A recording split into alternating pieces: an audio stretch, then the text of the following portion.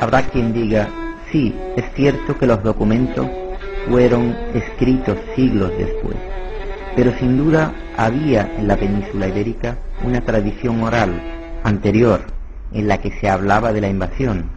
Los historiadores posteriores lo único que hicieron fue recoger las palabras de la boca de la gente y reunirlas por escrito.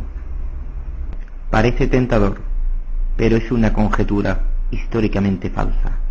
Pues aquí aparece la segunda sorpresa. No existió una tradición oral sobre la invasión árabe anterior a estas crónicas. ¿Cómo podemos estar tan seguros? Las mismas crónicas de la historia clásica nos lo confirman. ¿Cómo? Veamos. Hay unanimidad entre los historiadores clásicos sobre que el bereber Tariq ibn Ziyad y el árabe Musa ibn Nusayr fueron los principales protagonistas de la invasión árabe. La primera fuente histórica que habla de estos dos personajes es el Tarikh de un autor andaluz, Ibn Habib, escrito en el 891. ¿De dónde obtuvo el autor esta información? ¿De las bocas de los andaluces? No. El propio autor andaluz nos dice que para obtener esta información tuvo que viajar a Egipto para preguntar a sabios egipcios como Abdullah bin Wahb, que dicho de paso nunca pisó la península. Es decir, puesto que en la península ibérica nadie sabe de una invasión árabe, ni de un tal Tariq, ni de un tal Musa, nuestro historiador andaluz tiene que viajar nada menos que 4.000 kilómetros hasta Egipto para enterarse de que fue invadido en su país, algo que hasta entonces ni él ni sus paisanos andaluces sabían.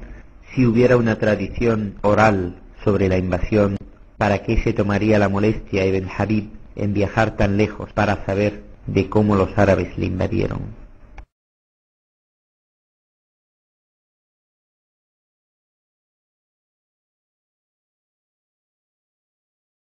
Pero aquí no terminan las sorpresas. Aún nos queda una más. Tercera sorpresa. El contenido de estas fuentes históricas. Según un gran historiador como Levi Provençal, los relatos que nos dan parecen de una autenticidad sospechosa. La historia clásica apoya todo el peso del mito de la invasión árabe sobre unas crónicas plagadas de historietas y de auténticos disparates. Aquí te damos algunos ejemplos.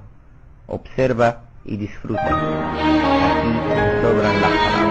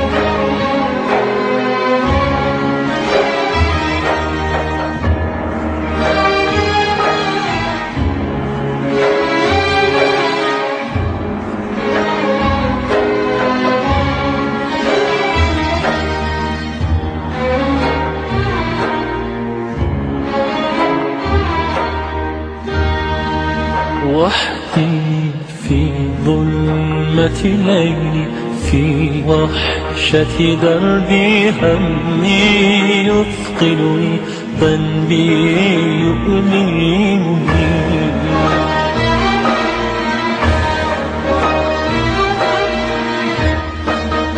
وحدي أدعوك وأرجو من ذنبي أشكو ما لي سواك أنا في حماك فارحم عبدا نجاك يا الله يا الله أنت الرجاء منك الهدى يا الله يا الله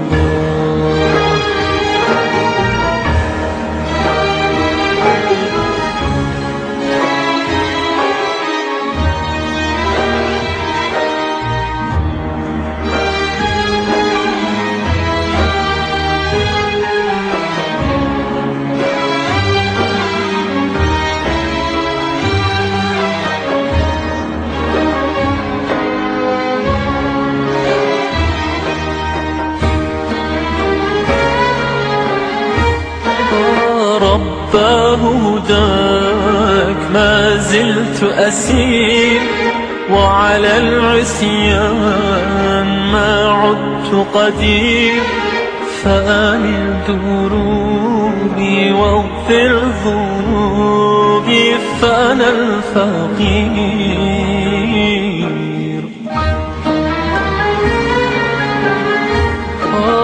قد عاد القلب في الدرب يسير فرحا مشتاقا لله يطير ورجاه رضاك يوم لقاك أنت القدير. Pero, ¿qué nos dicen los textos que no se mencionan en la historia oficial y que son anteriores a estos, y mucho más cercanos a la época de la supuesta invasión árabe? Nos referimos a otros documentos cuya autenticidad es indiscutible. Veamos. Documentos históricos del Papa Adriano I, de Elipando, obispo de Toledo, de San Eulogio, de Álvaro de Córdoba, de Juan de Sevilla, todos demuestran que los árabes no invadieron la península ibérica.